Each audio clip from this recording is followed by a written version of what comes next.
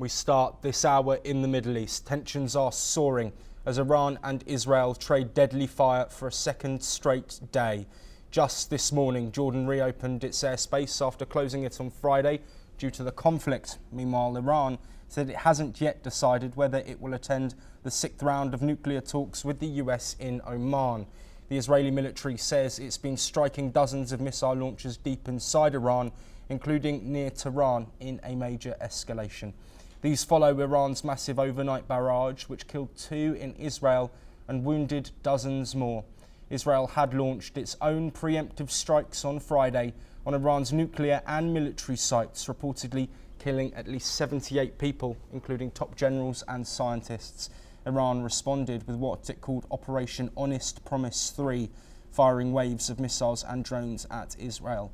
Sirens blared across Tel Aviv and Jerusalem as explosions lit up the skies. Israel says its air force targeted surface-to-air missile systems in Tehran in an attempt to weaken Iran's defences.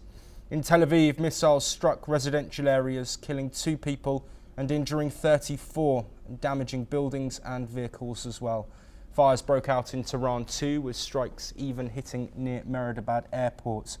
Israel insists the campaign, months in the making, and is coordinated with the US, and it's about halting Iran's nuclear ambitions, especially after the UN censored Tehran last week. The US says it wasn't involved in the strike, but did help intercept incoming missiles. Washington has repositioned troops and warships and evacuated some diplomats. Israel's military is now on high alert. Troops are deployed, reservists called up, and Prime Minister Benjamin Netanyahu says the operation may last 2 weeks, targeting Iran's regime and not its people. But Iran accuses Israel of hitting civilians and vows further retaliation as both sides dig in. Fears of a broader war are growing.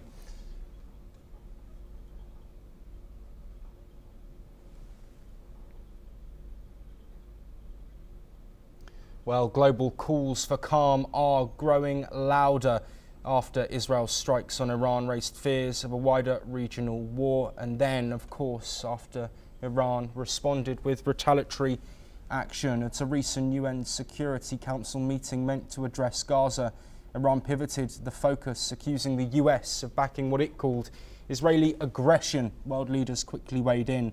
The Pope has called for responsibility and reason from Israel.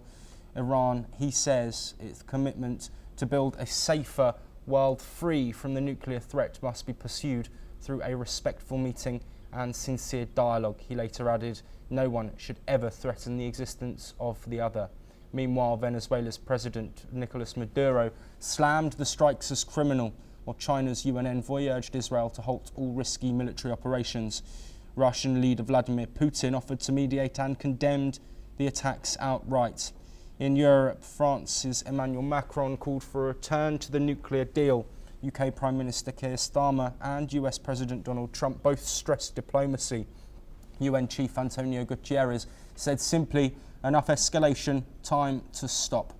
In Asia, India's Foreign Minister S. Jaishankar spoke to his Iranian counterpart, this to assess the fallout, but Iran's Supreme Leader Ayatollah Ali Khamenei is vowing revenge, calling Israel's action a satanic crime and promising they won't go unpunished. Oman and Turkey have also condemned the strikes, with Turkish President Erdogan accusing Benjamin Netanyahu of spreading fire across the region. Saudi Arabia said the attack violated Iran's sovereignty.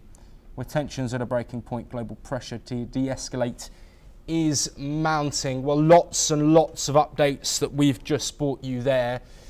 Bringing in Patakrit Pine to discuss those. He's an international affairs expert joining us from New Delhi.